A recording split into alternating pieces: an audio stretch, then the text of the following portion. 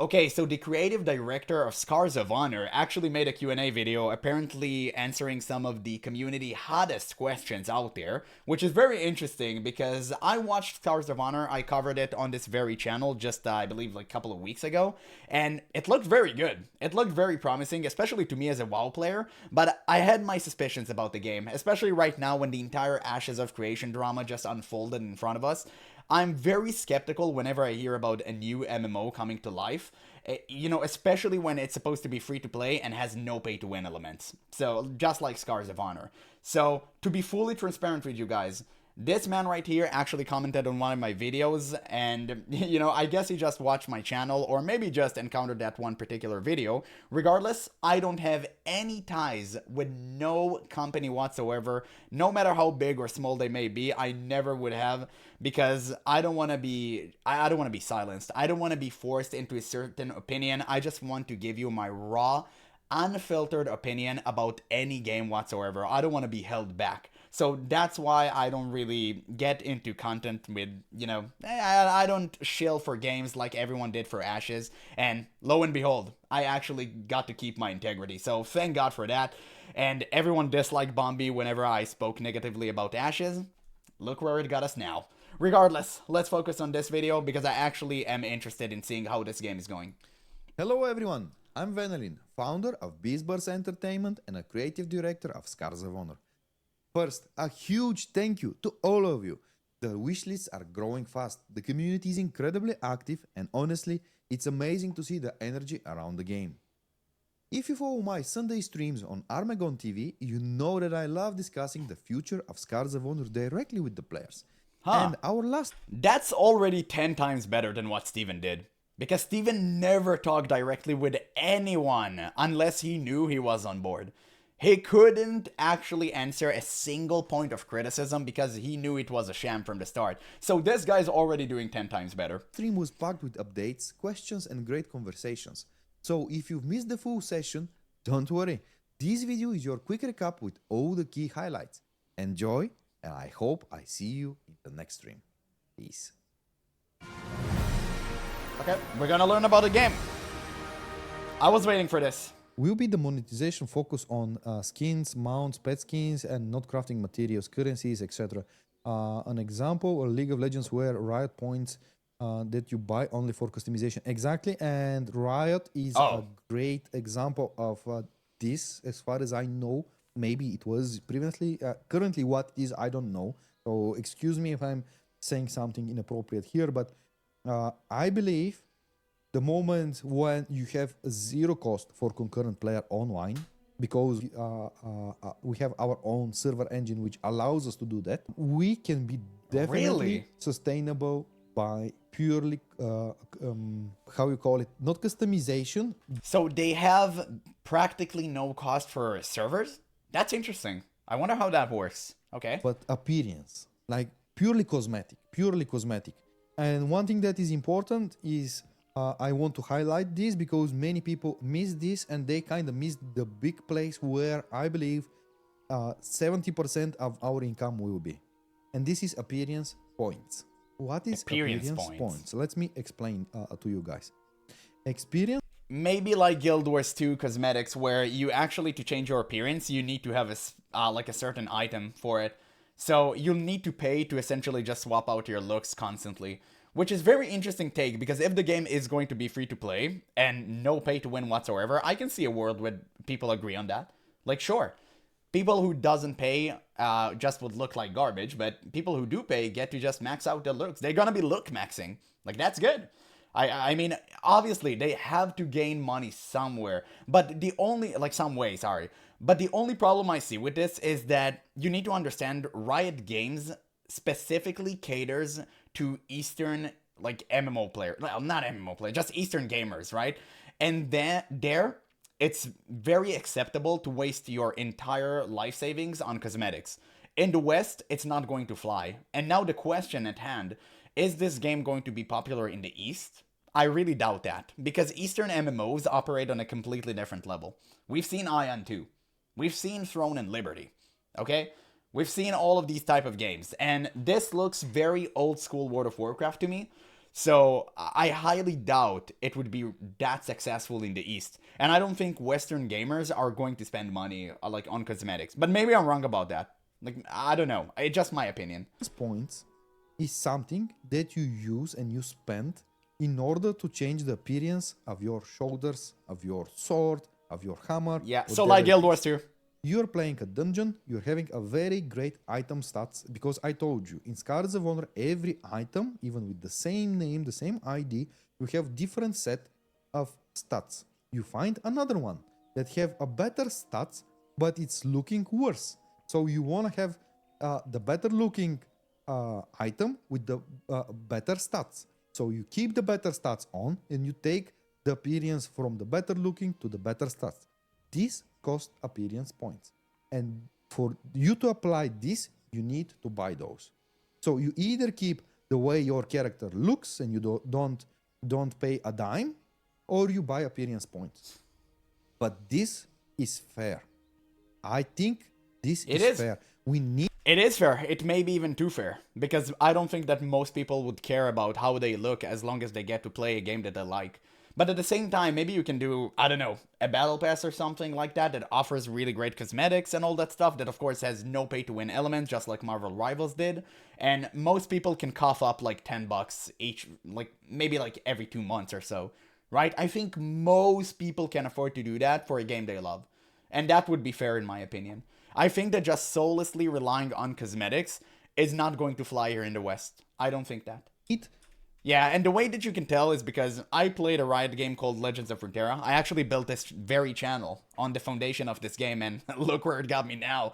And the game was so generous. It was a card game, and the sole promise of that game was to completely break the way card game operate, which is just sucking up your wallet and leaving nothing behind.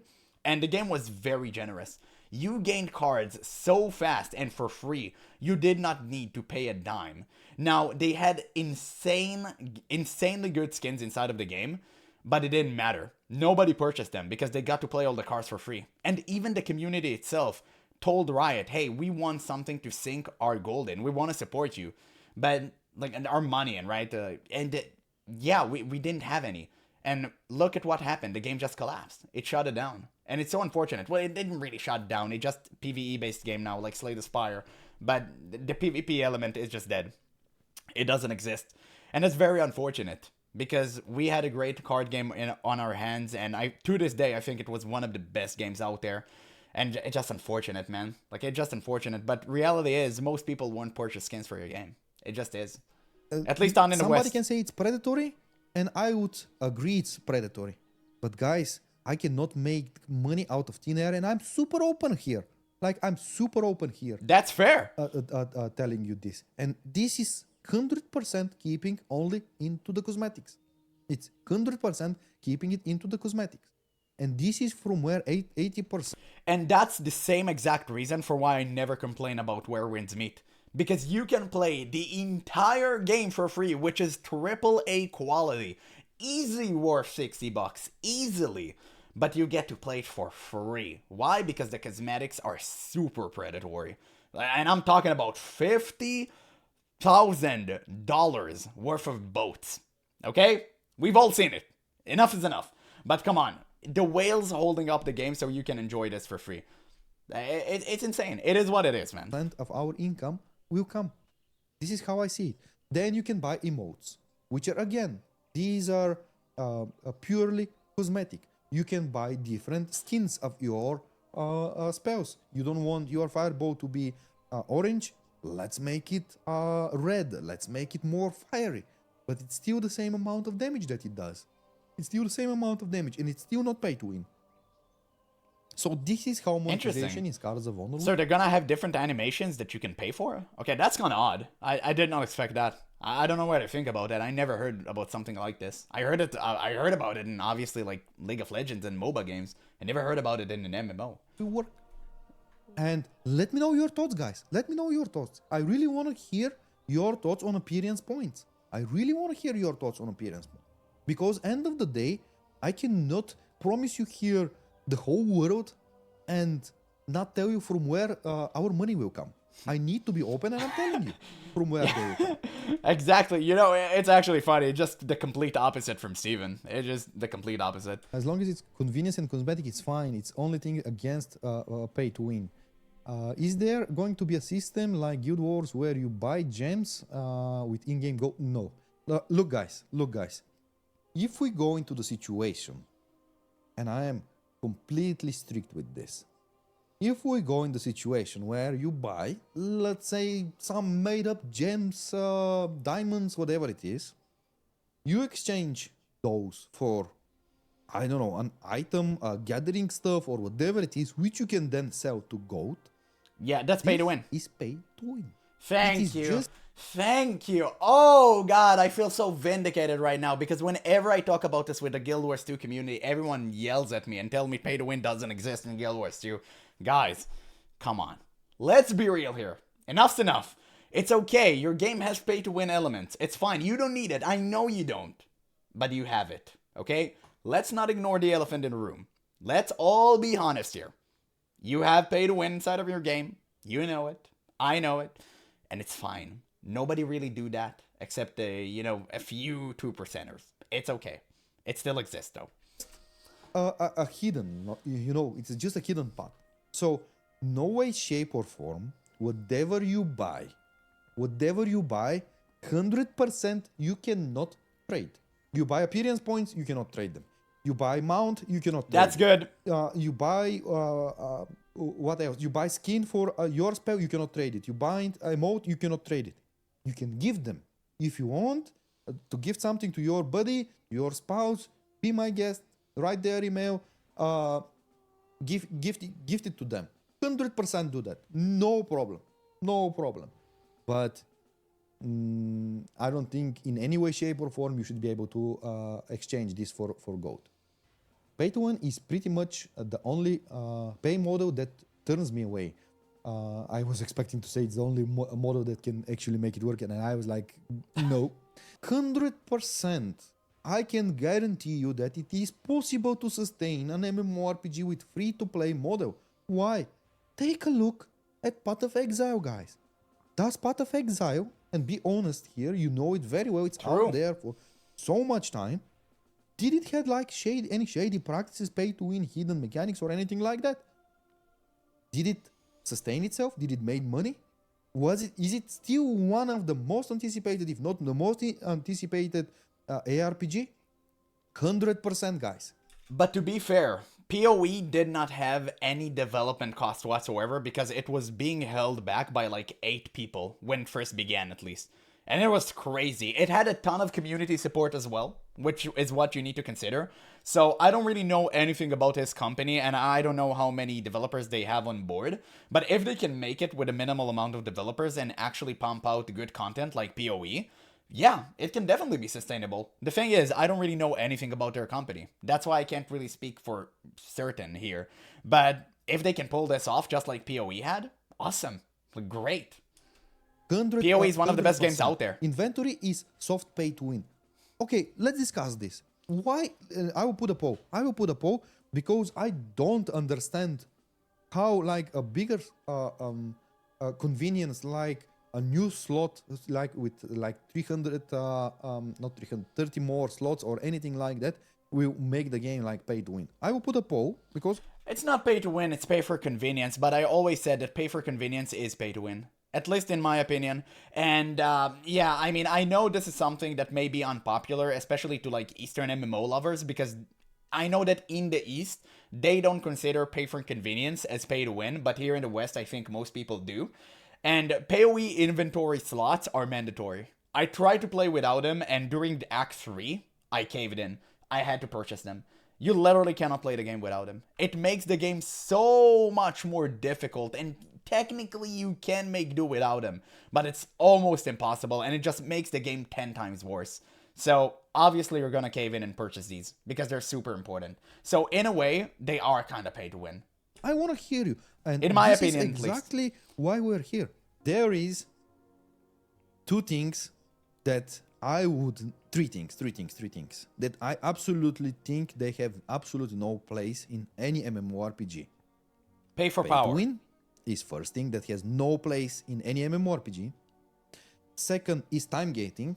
Time Yeah. gating of dungeons or whatever it is, time gating is terrible. And then the third one and the last one is auto combat. Like, I don't understand why would you make an auto combat of a game like you're not playing. Man, it's crazy. Everything he says is like antithetical to Blizzard. Like all they do is time gate, and now they even started selling packs that gives you earlier access to an expansion for if you purchased like the highest tier of pre-order. So cringe, man. I never liked these. And some people say, "Oh, who cares? Just play it like 5 days later." Bro, come on. I want to play with everyone. I don't want to have like rich people play first and then like poor people like me play last. Just feels so off-putting. The game. The moment when you put Yeah, and also it creates such a schism between players. It just divides the community. I never liked that, and MMOs are all about the community. that feature, you're just enabling a program. You're not playing the game. Like, is that a game? Have you ever enjoyed any auto play? Like anything like that? Have you ever enjoyed something like this? How the combat is meant to feel Hello, good. Is the combat auto attack or it's action-based combat with dodges and block, etc.? It looks tap targeting. Maybe you're asking me if it's tap targeted. It's not auto attack because we don't believe in the situation where I need to leave the character and it will fight for me. Even with the auto attack that exists in World of Warcraft, you need to be active. You need to press buttons in order things to happen.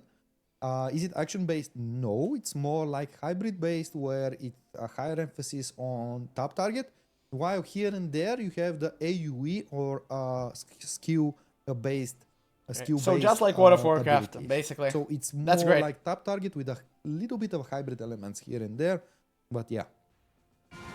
Okay, fair enough. Like, that's the best way to do it. I think action combat is, like, can potentially be good, and it feels good sometimes, but most of the time it just kind of end up being floaty. I'd rather just have, like, tap targeting feeling good instead of, like, action combat that feels really bad. Because of desyncing and Random scars stuff. are kind of based on luck. As someone else can have some more luck and get better scars, yes, but you can reroll them. This is what is important. And also, you are allowed to... not you're allowed to. You can also obtain scars by just killing specific bosses. So there are controlled group of scars that you can definitely go and obtain. There is definitely that. And there is also a luck in the theory. I do have a question about scars. What are the limitations you plan to put in place for them, and will they be tailored to a character's class? By the way, in case you don't know what he's talking about, scars are pretty much, obviously, one of the base mechanics of the game. And if I remember correctly, from what they've told in the previous video that covered, like, the game, scars are just things, basically permanent buffs that you gain as you progress throughout the game. And that's pretty much it. It can vary between, like, different stuffs, like more attack, more speed, whatever. If it would be able to get any stat, would be create a situation And there are different where we rarities too. need our resources to get the desired stats and maybe end up in unlucky streak. So, stats, scars in general. You're receiving a group of scars every time you level up, or once you defeat a boss, you're receiving a predefined scars from that boss for your class. And can you be unlucky? Can you be unlucky when you level up and get some shitty scars? Definitely. Definitely That's you good. can. But can you get some unique ones while you level up? Yes. Why we went that route? Because this creates a strong connection between you and that specific character, between you and that paladin that you created. The next time you level up a next paladin, it's going to be a different experience. That different paladin will be a different character. It will be built in a different way. This is the same thing that happens in the world, guys. You have your brother, your sister. They are all from the same mother and father, and they are different people. What an This example. is why I believe, knowing this, we need to also apply this in MMORPG. MMORPGs are always for the immersion. Can it work out? Can it not? Of course, we don't know yet. We will see. If it needs to be changed later down the road, we will change it. But at least we need to give it a go. And I believe that I would personally be super happy if I am leveling up 2 different paladins And even if that these 300 nodes, talent trees, I'm copying the same, so talent-wise they are the same, I still want to make sure that these two paladins are two different paladins. This is how I see it. This is what creates a personal connection with that one specific paladin or mage or whatever it is. This is my take. And he's right about that too. I think so as well. It's those small changes that make everyone feel different. And that's important. He's absolutely right about that. If you guys like it or no, we're gonna see when the game is released. Okay, fair enough. Fair enough. Open world, a place for social interaction. Open world is mandatory thing. It's definitely something that I am paying a close attention to. I believe we cannot have a healthy MMORPG without open world. Oh, The obviously. open world have a big place where we unanimously decide that we want to do a grand battle. For me, one of the biggest OG moments, Open world one of PvP. the big OG moments in MMORPG, guys, is when we gather 40-50 people from Domination, 40-50 people from Sacred Order, and we clash. I want to see servers burn. You know, this Okay. is the biggest fun. This is the biggest fun. The moment when you see this, like, you to be one of many, and you are in an online battle, but real open world massive battle, created by the community. So I wonder if he's talking about like constructed BGs or open world PvP here. That's the part I kind of miss, because if it's open world PvP like Ashes of Creation, it's never going to fly, obviously, and I always spoke against it because you can't force PvP on players, and I really hope that there would be no like targeting, the option to target another player and just completely nuke him down, especially like newer players. But it doesn't seem to be the case with this game, I don't think, because I never heard them speaking about a system that has like corruption and all that stuff, which is something that needs to be implemented if you plan to do open world PvP like Albion and stuff. But yeah, I don't think that's the case. I think he's talking about arenas. Created by the role play activity. Like, this is the And moment that's fun. when you immerse I agree with yourself that. truly. So this is where open world PvP shines, not where one level rogue Open world PvP. level. So maybe specific zones where you can fight each other, which, oh, again, I think that it's completely fine as well, because it's in controlled environment. If it's in a controlled environment and it's not forced upon the players, perfect. Like, that's exactly what you need to be doing. 60 rogue kills level 12 mage, for example. This is not where PvP shines. I want to hear your opinion on this. Flying mounts are destroying the immersion. This is my understanding, and I want to hear yours. He knows. Destroying the immersion, especially in the open world. Like, we as a developer, and why I also don't like flying mounts, because we as a developer, one of the biggest investment that we do is open world. And we give you a flying mount so that you can fly on top of it and basically see nothing of what we have made for you. So he's right. This is why I think, especially for the start of the game, we need to find the perfect balance between how big the open world is, what is the mount speed, and how come we can make it so that you basically have the sense of exploration. Because open world, if it's just created there to say it's a big one, it has nothing for you to explore, it has no hidden secrets, etc., it has no other purpose, like, there's why no are point we investing that much of time? Absolutely. And what he's talking about was actually a huge contention point back in the day when TBC came with flying mounts, and a lot of people were against it. Now, personally for me, I love flying mounts because they look cool and I love seeing the world from above. But I do understand that the social element is being sacrificed here, so I'm fully willing to sacrifice flying mount for the sake of immersion. 100%. 100%. Sometimes you need to sacrifice the gameplay for immersion. I agree. Like, I agree. He actually has a really good point. I'm glad they went that route. That is impressive. And I love that answer. We have invested a lot, money, time, and resources in building the open world. And if we create a flying mount system, we are basically destroying the experience of the open world. And I will put a poll. Yeah, I mean, oh Jesus, that was just the end of the video there. Okay, never mind. Really great Q&A, but at the same time, towards the final point here about flying mounts, you can look at Guild Wars 2. The way they did flying mounts is that they're not permanently flying, they're not permanently in the air. you have a lot of interaction and you need to be like, I think people have told me about this. Obviously, I don't have a flying mount because I'm a newbie. I just started the game basically, right? You have like these points which you can touch and they uplift you again. You're like kind of ride a draft, and that's pretty much it because your mount is like gliding rather than just flying like actual World of Warcraft flying mount.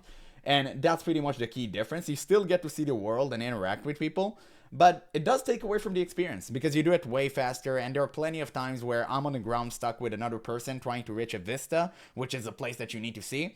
And some dude with a flying mount just go up there, take it, and go away. But the thing about Guild Wars 2 is that you kind of need to suffer the way I do at least once, and then you unlock the mount and it's permanent. Like, that's it. You don't need to do it ever again. So maybe that's like the key difference. But at the same time, with this game, they wanted to be more grounded, which I completely respect. I'm actually glad they said that. So, regardless, I mean, great video. Did not expect these type of answers. It was way more candid than I thought it would be. This guy seems cordial. I actually like this guy. He's, you know, at the very least, is 10 times better than Steven, which I don't know how much it says about him, but at the same time, really great dude, honest dude. It seems to be great. I'm gonna keep following on this game, but I'm never gonna give you a false opinion. I'm never going to trick you into something I don't believe. And yeah, I'm whenever this game comes out, I'm 100% going to try it, and I'm gonna give you my raw, unsolicited opinion on it.